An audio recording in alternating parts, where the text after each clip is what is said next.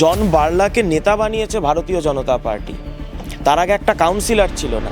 তিনি তো ভারতীয় জনতা পার্টি থেকে বিচ্ছিন্ন এবং বিচ্যুত একজন মানুষ। এখন মমতা বন্দ্যোপাধ্যায়ের এই উন্নয়নের ধারায় সামিল হবেন, তাহলে তাকে সেটার জন্য অভিনন্দন। যে জন বার্লা 6 মাস আগে তৃণমূলের কাছে এইরকম দুর্নীতির একদম মূর্ত প্রতীক ছিল, আজকে তাকে মমতা বন্দ্যোপাধ্যায় পাশে নিচ্ছেন। যেখানেই মমতা বন্দ্যোপাধ্যায় কোনো খারাপ মানুষ, দুর্নীতিযুক্ত মানুষ দেখতে পান, তাকেই মমতা বন্দ্যোপাধ্যায় আকর্ষণীয় মনে হয়, তাকেই কাছে টেনে নেন।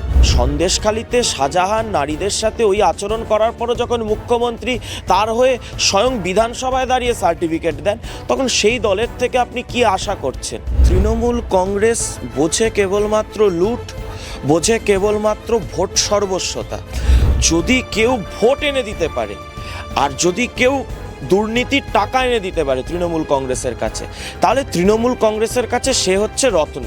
2026-এর ভোট হবে নারী বিরোধী তৃণমূল কংগ্রেসকে প্রত্যাখ্যানের ভোট, পরিবর্তনের নয়, প্রত্যাখ্যানের ভোট।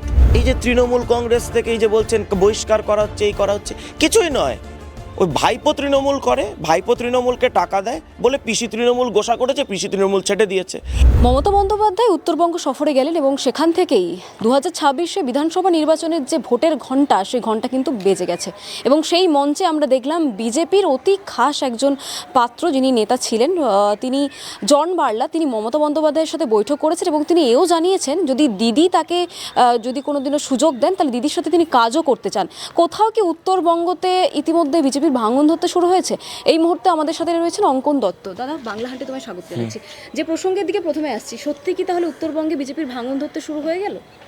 না না, আপনি যার কথা বলছেন তিনি দীর্ঘদিন ভারতীয় জনতা পার্টির সাথে কোনো রকম সম্পর্কে নেই। ভারতীয় জনতা পার্টির যে সদস্যতার অভিযান চলছিল, সেখানেও তিনি নিষ্ক্রিয় ছিলেন, এমনকি তিনি সদস্যপদ গ্রহণও করেননি।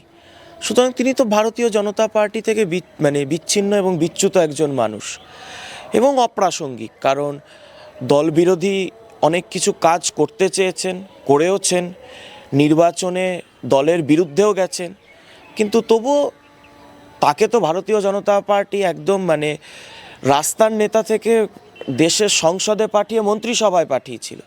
সুতরাং অনেক তাকে সম্মান দিয়েছে, অনেক কাজ করার সুযোগ দিয়েছে, অপরচুনিটি দিয়েছে।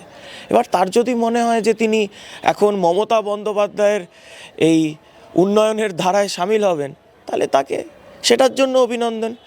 কিন্তু আমার প্রশ্ন হচ্ছে মমতা বন্দ্যোপাধ্যায় এবং আলিপুরদুয়ারের তৃণমূল কংগ্রেসের কাছে, আপনি একটু 6 মাস আগে পিছিয়ে যান। এই মমতা বন্দ্যোপাধ্যায় আলিপুরদুয়ারে দাঁড়িয়ে জন বার্লা কত কালো টাকা রোজগার করেছে, কতগুলো বাড়ি তৈরি করেছে, কি কি দুর্নীতি করেছে, চা বাগানে কি কি অনুন্নয়ন করেছে ইত্যাদির কথা বলেছেন। তো যে জন বার্লা 6 মাস আগে তৃণমূলের কাছে এইরকম দুর্নীতির একদম মূর্ত প্রতীক ছিল, আজকে তাকে মমতা বন্দ্যোপাধ্যায় পাশে নিচ্ছেন।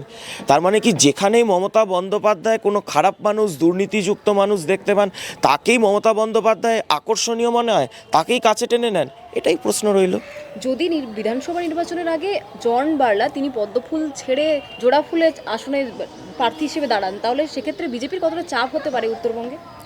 দেখুন, আলিপুরদুয়ারের 7টা বিধানসভা আসন, 7-এ 7 2026-এ আবার ভারতীয় জনতা পার্টি পাবে।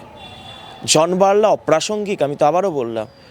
জন বার্লাকে নেতা বানিয়েছে ভারতীয় জনতা পার্টি। তার আগে একটা কাউন্সিলর ছিল না। সাংসদ থেকে মন্ত্রী ভারতীয় জনতা পার্টি বানিয়েছে। সুতরাং ওখানে পদ্মফুলের প্রতীকে ভোট হয়। জন বার্লা অপ্রাসঙ্গিক। দাদা, অশোকনগরের বিধায়ক তিনি মঞ্চে উঠে যেভাবে আচরণ করেছেন, সেটি নিয়ে জয়প্রকাশ মজুমদার বলেছে দল এটাতে সায় দিচ্ছে না এবং যিনি করেছেন ব্যক্তিগত ব্যাপার তার। কিন্তু একজন বিধায়ক হয়ে তিনি যে ধরনের অঙ্গিভঙ্গি নিয়ে মঞ্চে উঠে যে ধরনের বক্তব্য রেখেছেন, একজন জনপ্রতিনিধি হিসেবে সেটাকে কিভাবে দেখছেন আপনি? অশ্লীল, অশ্রাব্য বলতে গেলেও কম যে ধরনের আচরণ ওই অশোকনগরের বিধায়ক এবং জেলা পরিষদের সভাধিপতি তিনি করেছেন, আমার তো মনে হয় যে তার বিরুদ্ধে অবিলম্বে ডিসিপ্লিনারি অ্যাকশন নেওয়া উচিত তৃণমূল কংগ্রেসের। ওই দল অনুমোদন করে না, দল পাশে নেই ইত্যাদি বললে হবে না। আপনি ব্যবস্থা কি নিচ্ছেন? একজন জনপ্রতিনিধির শরীরী ভাষায় যদি এই ধরনের অশ্লীলতা ফুটে ওঠে, তাহলে সেই দল বা সেই দল কী ধরনের, মানে দলের কর্মীরা কোন ধরনের বার্তা সমাজে পাঠাচ্ছে। তার মানে দেখুন, তৃণমূল কংগ্রেস একটা নারী বিরোধী, একটা অশ্লীলতায় পরিপূর্ণ দল, এটা প্রমাণিত হয়ে গেছে। সন্দেশখালিতে শাহজাহান নারীদের সাথে ওই আচরণ করার পরও যখন মুখ্যমন্ত্রী তার হয়ে স্বয়ং বিধানসভায় দাঁড়িয়ে সার্টিফিকেট দেন, তখন সেই দলের থেকে আপনি কি আশা করছেন? এইবার এই যে নারায়ণ ঘোষ, মানে নারায়ণ নাম থাকাটাও তো অপরাধ, নামটা বদলে নিন, নারায়ণ নাম নিয়ে এই ধরনের অশ্লীলতা। তবে তৃণমূল কংগ্রেস এরপরও তাকে পুরস্কৃত করবে, এরপরও তাকে অশোকনগরের টিকিট দেবে। অশোকনগরের মা বোনেদের কাছে অনুরোধ যে আপনারা এই শিক্ষা তৃণমূলকে দিন 26-এর নির্বাচনে। এর আগেও আমরা কামারহাটির বিধায়ক, তার মুখেও এক আপত্তিজনক বিভিন্ন বক্তব্য শুনেছি। তারপরেও মমতা বন্দ্যোপাধ্যায় বলেছিলেন যে মদন একটু কালারফুল বয়। তো সেক্ষেত্রে কি শুধু এই বক্তব্য দিয়েই কি ছেড়ে দেওয়া যায়? একজন নারী মুখ্যমন্ত্রী রয়েছেন, মহিলা মুখ্যমন্ত্রী রয়েছে, সেখানে মদন মিত্র নারীদের নিয়ে একাধিক বিতর্কিত মন্তব্য করেছেন এর আগে। আমি বললাম না, তৃণমূল কংগ্রেস বোঝে কেবলমাত্র লুট, বোঝে কেবলমাত্র ভোট সর্বস্বতা। যদি কেউ ভোট এনে দিতে পারে, আর যদি কেউ দুর্নীতির টাকা এনে দিতে পারে তৃণমূল কংগ্রেসের কাছে, তাহলে তৃণমূল কংগ্রেসের কাছে সে হচ্ছে রত্ন। এবার দেখুন, অনুব্রত মণ্ডল পুলিশ মন্ত্রী মমতা বন্দ্যোপাধ্যায়, সেই অবস্থায় মমতা বন্দ্যোপাধ্যায়ের পুলিশকে বলছেন বোমা মারুন। মমতা বন্দ্যোপাধ্যায় মানে অন্য কোনো রাজ্যের যদি পুলিশ মন্ত্রী থাকে তাহলে বলবে যে অবিলম্বে তাকে অ্যারেস্ট করা হোক।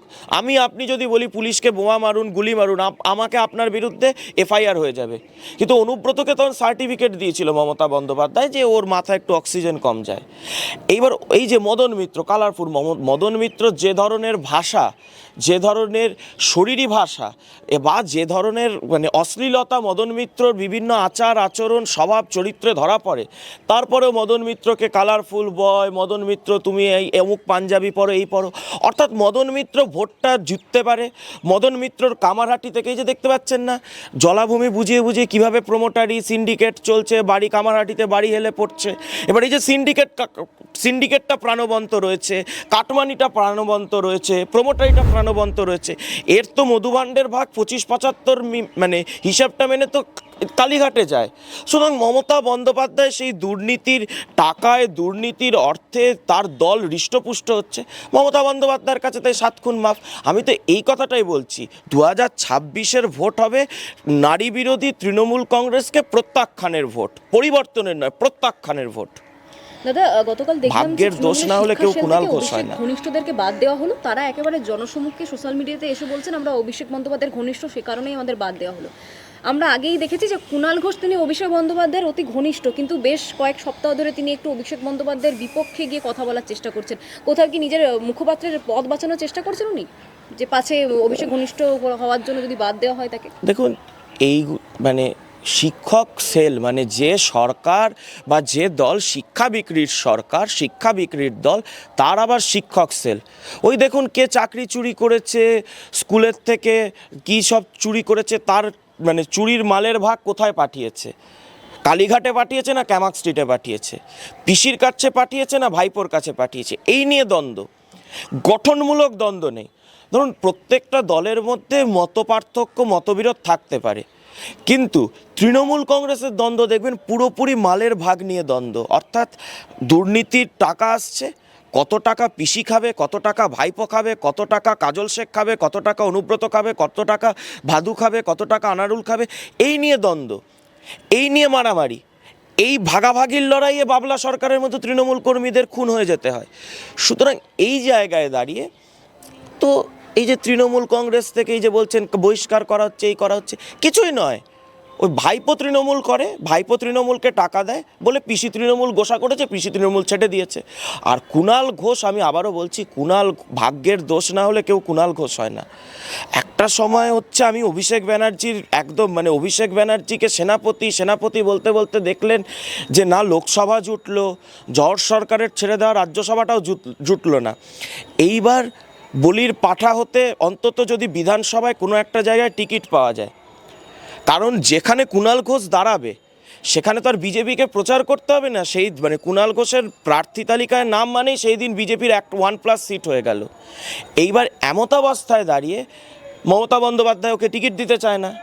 এবার ও কি করছে, যেন তেন প্রকারে মমতা বন্দ্যোপাধ্যায় থেকে এই মানে যেভাবে হোক তৈলমর্দন করে, চাটুকারিতা করে টিকিট পেতে চাইছে। তো এবার ওর ব্যাপারে ও কী করবে। বাংলা হান্টের আরও খবর দেখতে নজর রাখুন। বাংলা খবর মানেই বাংলা হান্ট।